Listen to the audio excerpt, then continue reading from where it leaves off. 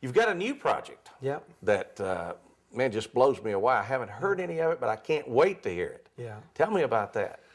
Well, it's a project, another project that, you know, all these albums are, you know, and projects are like kids. They get close to your heart. You birth them, you give life to them, you think about them, dream about them in your mind, and then you give birth to them, you know, and then you release them right out to the public, so everybody can have a chance to, you know, to listen to them, and you want them to be something special.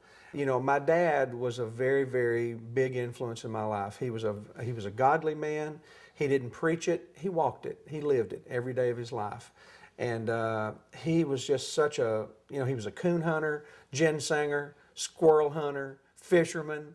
He could fix anything that tore up. If somebody called him and said, "Hobart, we've tore up the stove. Can you come fix it?" "Yeah." Dad grabbed, you know, 3 or 4 tools out of his box and go up there and fix somebody's stove, you know, and it might be 20 below. He'd crawl under somebody's house and fix something. But he was just such a great old mountain man. I loved him so much. And but his love for music was something he imparted to me as a young kid.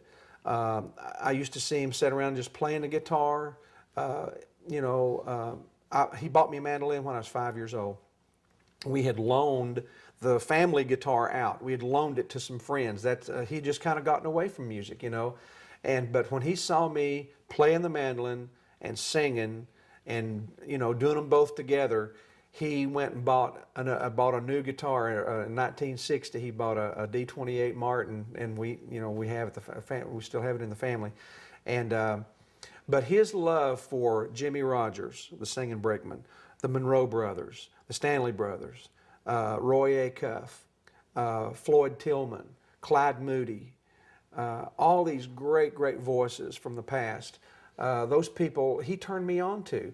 He turned me on to old-time fiddlers. He turned me on to fiddle players in eastern Kentucky that I didn't even know existed. There was a guy named Sanford Kelly that I learned so much fiddling from. I had a cousin named Euless Paul Wright, and he played fiddle. And so I learned so much from him. And he would take me around to old, where there's having music, maybe on Saturdays at Paintsville, Kentucky, maybe at the stock yard up there. They'd have music going on up there. So he was always taking places, taking me to a beer joint. Now you just don't watch what they're doing. You just sit here and listen to the music. So he'd take me to see Earl Taylor in Columbus, Ohio. At the Astro Inn. And we'd go listen to to the music, and it was just so great.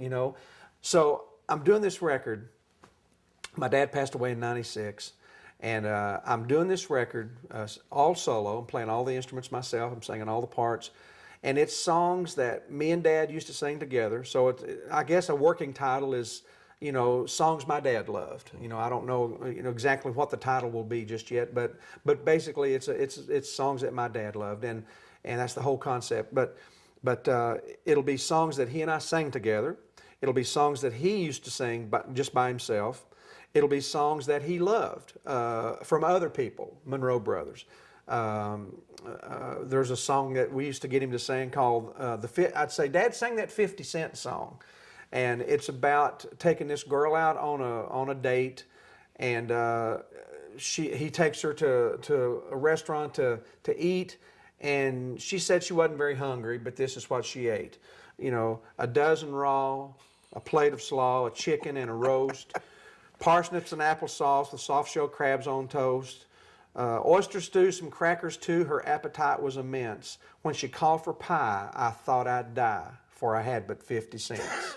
Oh, great. And he used to just level us, singing that song, and we'd just laugh. And so I found the lyrics on the internet. Thank God for the internet, because I got up there and found the lyrics, because I had forgotten, the way that he sang it. But it's songs like that, and so that'll be out, this summer as well. So we're real excited about it. And here again, it's my first solo, where I'm playing everything and singing everything. But I tried to really keep it just like he and I would do, just sitting around at the house. Just guitar and guitar, mandolin and guitar, fiddle and guitar, banjo and clawhammer banjo and fiddle stuff, and so. A few tunes we added 2 or 3 things on, but there's one great song that he used to sing called "The City Four Square." I'm going to a city where my Jesus is the light. And so I've taken that song and almost produced it. Like if I'd have got Dad in there to sing, what instruments would I have used if I'd have really wanted to make it cool and hip, and just really enhance the words of the song. So it's got more songs on it, or more music on it, more musician or more instruments on it, I guess, than just a couple of things. And it's actually me playing piano the first time that I've ever recorded piano. So it's really a heavy part. It's not much, but it's on there. Was this an emotional project for you? It is. Did you hear your dad singing along? Yes, I have, and I've seen him close his eyes and just sling his head. That's the way he played and sung. He'd get into. I don't think there's anybody I've ever known that loved music any more than my dad. He'd always say, "Son, let's play one more." And so about midnight or 1 o'clock, that one more business was just about over with. I said, "Dad, I can't play anymore," and my fingers would be so sore on the tips.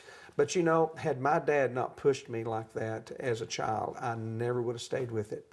He saw something in me, and he encouraged me, and I'd smart off and say something that would hurt his feelings, and he'd just grab my mandolin and take his guitar and he'd go and just put them away, and then I'd feel like feel terrible about it, and I'd have to go back and, "Dad, I'm sorry."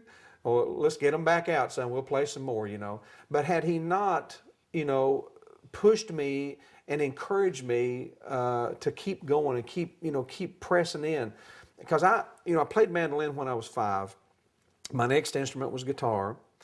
Then the next instrument was I learned the fiddle when I was about 13, and then playing the old time clawhammer style banjo after that. So it's his fault. I mean, everything that I'm doing is a result of my dad's encouragement, to me. But I'm so thankful that I had a dad that would do that. Yeah. Hobart and Dorothy Skaggs were good people. I'm They glad were I got to know them. Fine people. And I kind of like their son just a little bit too. Ricky, it's Well, always good to see you. thank you, Keith. Always I good to sit appreciate and talk it, with buddy. you. I Thank you, learned man. something every time. Well, I do too.